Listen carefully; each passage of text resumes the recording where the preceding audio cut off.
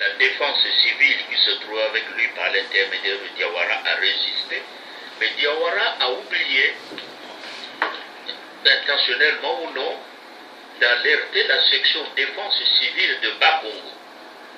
La section 36 de Bas-Congo, Diawara ne nous a pas dit qu'il y a un coup d'État qui va se produire et qu'il faut le soutenir. Donc la section 36 de Bas-Congo a résisté au coup d'État commun de Diawara et Mariam Wabi. Et nous étions donc en scission. Nous avons dit, mais qu'est-ce qui se passe? On ne comprend rien. Pourquoi Diawara ne vient pas nous parler? Pourquoi la défense civile ne fait aucune déclaration à propos du coup d'État du 31 juillet 68? Et nous avons attendu. On nous a dit, attendez, vous serez informés. Et comme le coup de feu crépitait à Brazzaville, nous nous sommes repliés à Makana. On a quitté Brazzaville, on est allé à l'arrière-pays vers Kinkala, où on attendait les événements. La plupart des pro-Massamba ne pas se retrouver et à Makana, à Yokama, je veux dire, à Yokama, et d'autres se retrouvaient au camp angolais. Donc moi je me trouve à Yokama, Massamba Deba envoie quelqu'un et dit voilà, vous qui résistez, qui êtes à Yokama, il y en a qui veulent peut-être s'en aller, moi je ne m'oppose pas, je ne retiens personne, mais je tiens absolument ce que M. Geno revienne à Brazzaville. Donc on a discuté là-bas, il y avait des situations, mais pourquoi Massamba Deba a fait qu'il y a toi seulement qui rentre, et pourquoi il dit que les Bindi et autres peuvent partir et tout. Moi, je suis quand même revenu à Brazzaville, et c'est là que j'apprends que je suis dans le gouvernement. Alors il y avait une grande réunion que tenait Mariam Wabi au siège du président de l'Assemblée nationale. On me dit, bon, mais il faut aller à cette réunion. Mariam Wabi est là, tous ceux qui doivent faire partie du gouvernement sont là. Il n'y a que toi qui manque. Moi, je débarque donc là-bas en ma tenue de militant de la défense civile avec tout. J'arrive, on annonce à Mariam Wabi qu'à Maître Moudiano qui est là. Et Wabi m'envoie. Je dois répondre pour me désarmer à la porte de la salle de réunion. Donc Pumbi arrive, on se souvient un peu. Moi j'avais un pistolet dont le numéro me faisait vraiment plaisir, c'était 1944, un fusil, je retiens le numéro. Je dis écoute, je dois Pumbi. Bon, mais tu me prends ça, mais il faut que je le récupère parce que c'est un très bon numéro. J'ai un souvenir sur 1944. Donc je rentre, je connais Maria Wabi. Et voilà, on démarre. Et donc là aussi, Diawara est dans ce gouvernement. Et donc voilà comment réellement j'ai connu Diawara. Mais tout au long, après, on n'a pas approfondi les connaissances parce que lui était vraiment profondément engagé pour la révolution. Alors que moi, j'avais des interrogations sur la révolution. J'avais des interrogations. Je me disais, il y a une situation qui est là, je ne sais pas comment elle aboutira parce que je partageais les mêmes points de vue que Matsukuta, qu'on ne pouvait pas faire une révolution socialiste dans le contexte congolais. Mais on pensait qu'avec Mariam Wabi et tout le monde est revenu, on pourrait trouver une certaine voie. Alors cette réserve que j'avais quant à l'avenir a fait que, bon, il y a des distances qui ont commencé à se faire entre les Noumazalaï, le Graï, Diawara, moi et d'autres. Et moi, j'ai choisi véritablement d'aider Mariam Wabi au niveau du gouvernement. C'est ça que tu as été nommé vice-président du Conseil d'État? Oui, en 71. Mais au début, j'étais ministre de la fonction publique, du travail et de la justice, des postes très importants.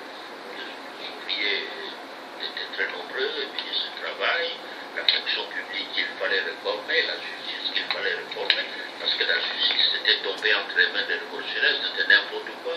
Il y avait les assassinats de 65.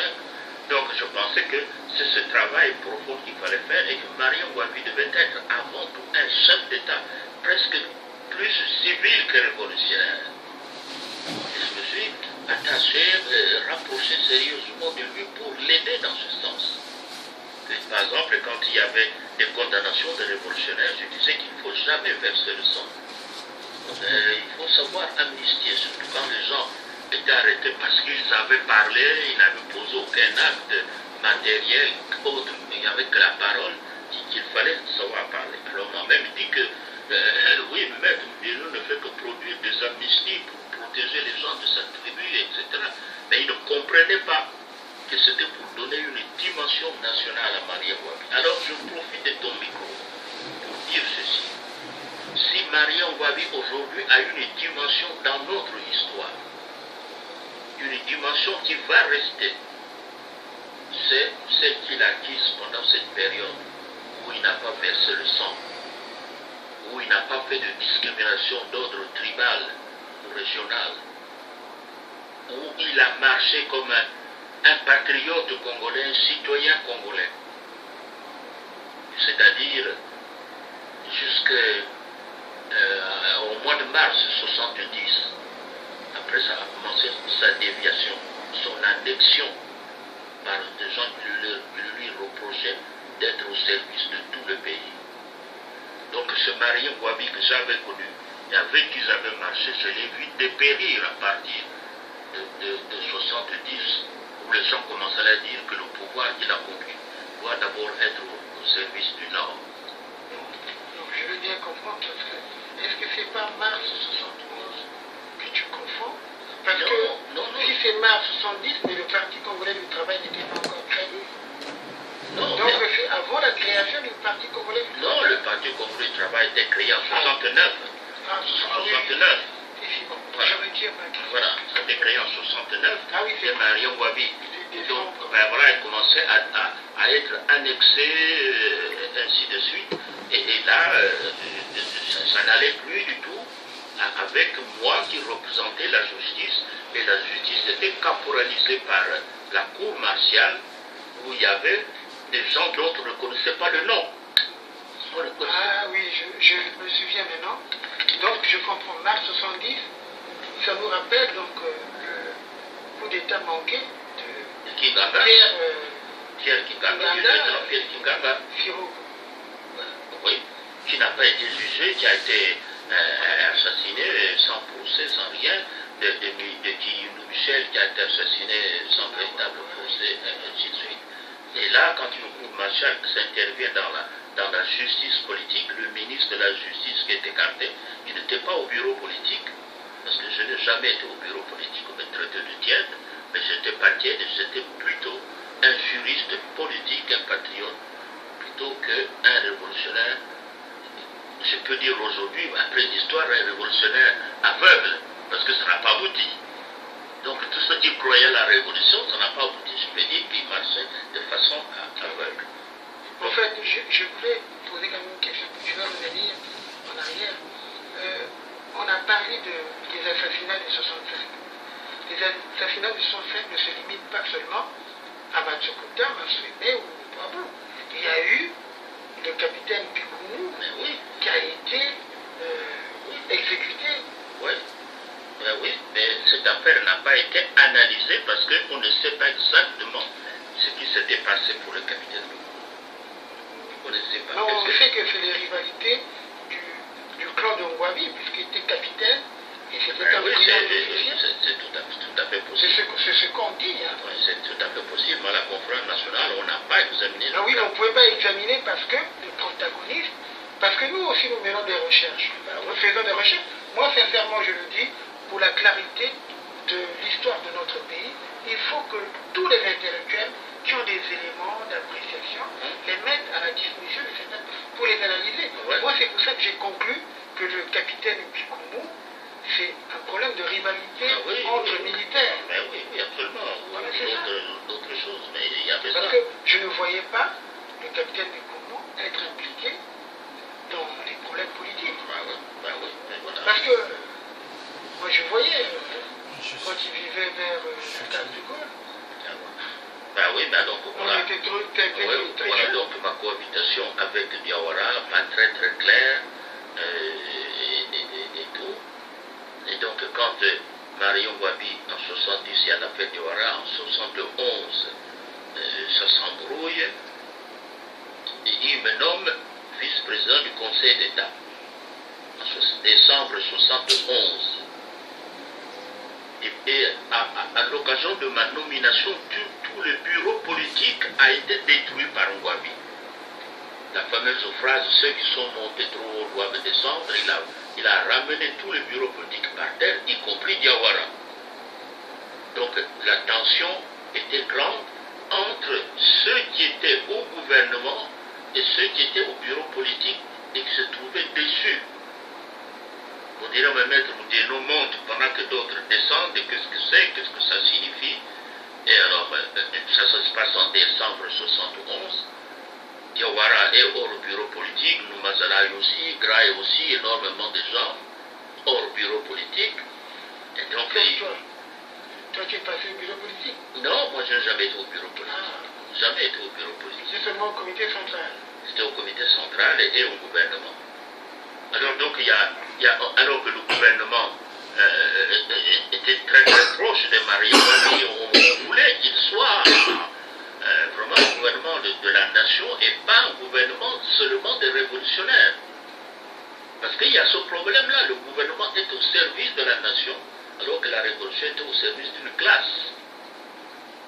Donc, Diawara et tous les révolutionnaires du bureau politique sont descendus. Ceux qui sont montés trop haut doivent descendre, ils sont descendus. Et alors ils disent, bon, mais nous, comme on n'a plus d'avenir, il faut renverser Maria Wabi. Donc ils vont monter les révolutionnaires et Wabi va être. Donc se trouver devant un nouveau coup d'État, celui de Kinganga ayant été qualifié de réactionnaire de droite. Et Kinganga lui reprochait d'avoir créé la révolution. Il a dit dans son discours, je prends la radio pour mettre fin à la révolution. On a dit que ces langages étaient réactionnaires. Mais quand les Diawara vont s'attaquer à Marien Wabi, on dit que c'est l'aile révolutionnaire qui renverse Wabi. Ce qui fait que Wabi se trouve le 22 février 72. Un homme qui a été contesté et par la droite, l'armée, et par la gauche.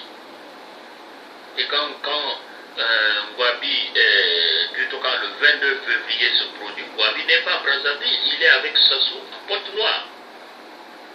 Alors, moi donc, étant vice-président du Conseil d'État, on dit, bon, mais il faut que vous assumiez vos responsabilités. Il y a un membre du bureau politique qui est resté, c'est Pierre Nzé. Toi, tu es vice-président du Conseil d'État. Il faut absolument faire face au coup d'État qui vient de se produire. Alors, Pierre Nzé prend sa voiture et il arrive sur moi et me dit, bon, Aloïs monte dans la voiture avec Lopez. On va circuler dans le pays pour voir exactement qu'est-ce qui se passe, pas dans le pays, mais dans Brazzaville, pour voir qu'est-ce qui se passe, d'où vient ce coup d'État, qu'est-ce qu'il veut, qu'il le fomente et tout. Et nous circulons avec Pierre Nzé et Lopez, son excellence, monsieur l'ambassadeur actuel du Congo à Paris, pour sillonner les arrondissements de Brazzaville. Nous sommes allés à Potopoto, nous sommes allés à Karangaï, nous sommes allés à Ougali, on est partout. Tout le monde se demandait, mais qu'est-ce qui se passe? Mais d'où vient le coup d'État? Et quoi qu'il a fomenté, qui le dirige et tout. Après, j'ai dit, on va aller aussi à Bakongo. On va aussi aller voir à Bakongo. Et tous les jours, nous sommes montés dans la voiture. Une autre dame qui était membre du comité central, Madame Baka. Nous sommes montés dans le véhicule, on va direction Bakongo. Et on passe devant la milice, devant le lycée Savorian. Nous étions, nous. Et ben voilà. On a arraché votre... On vous a...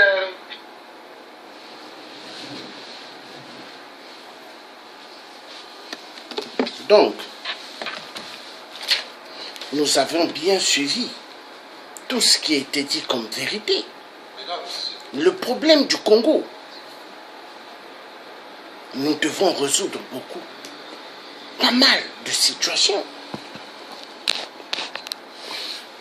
On s'est tellement moqué du peuple Congo par des voyous.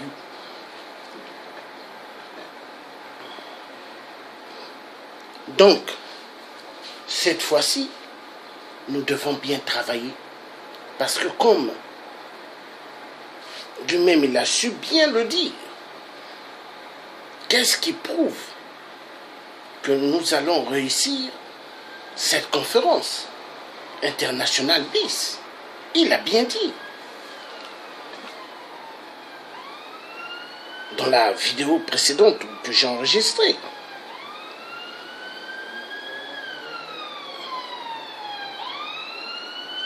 Ndileno l'a bien précisé. Là, nous avons besoin